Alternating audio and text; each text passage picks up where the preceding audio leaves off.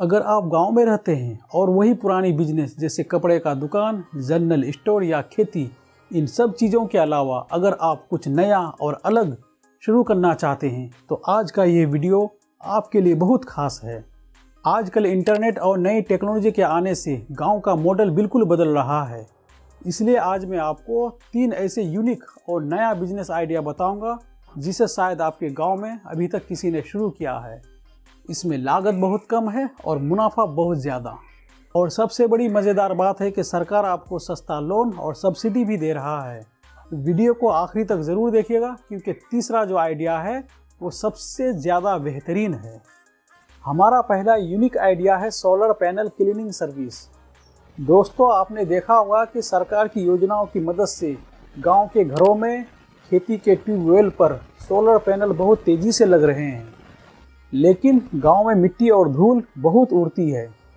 अगर solar panel पर मिट्टी या धूल जम जाए तो बिजली बनाने की कैपेसिटी ये कम कर देता है। दोस्तों, आपको करना क्या है, आपको बस एक प्रेशर पानी वाला पाइप, एक वाइपर और एक सोलर क्लीनिंग लिक्विड लेना है। आप पूरे गांव के सोलर पैनल को साफ करने का मंथली सर्विस शुरू कर सकते हैं। इसके साथ साथ आप इससे जुड़ी पार्ट्स भी रख सकते हैं।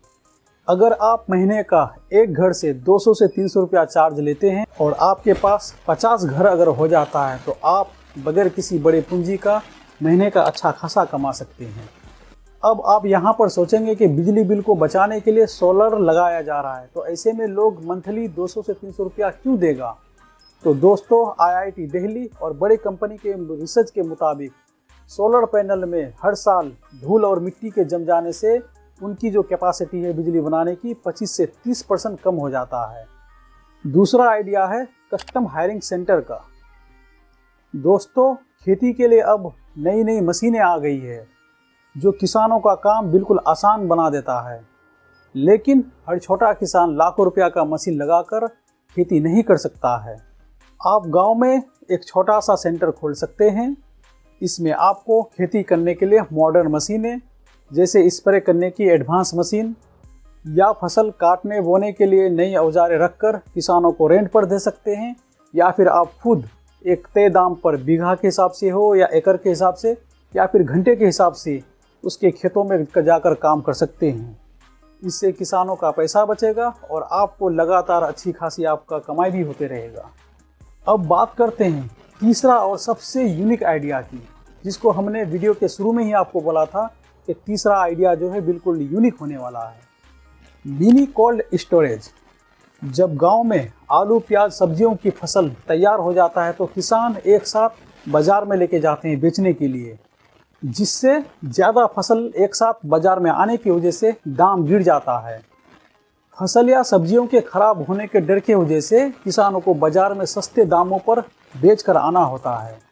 अगर आप अपने गांव में देसी तरीके से या छोटे पैमाने पर एक मिनी कोल्ड स्टोरेज बनाते हैं तो किसान अपनी फसल जैसे आलू, प्याज, सब्जियों को कुछ हफ्तों तक आपके मिनी कोल्ड स्टोरेज पर रख सकते हैं। जब मार्केट में कुछ हफ्तों के बाद दाम बढ़ने लगेगा तो किसान अपनी फसलों को आपके कोल्ड स्टोर से उठाकर बाज़ारों में अच्छे खासे दाम पर बेच सकते हैं।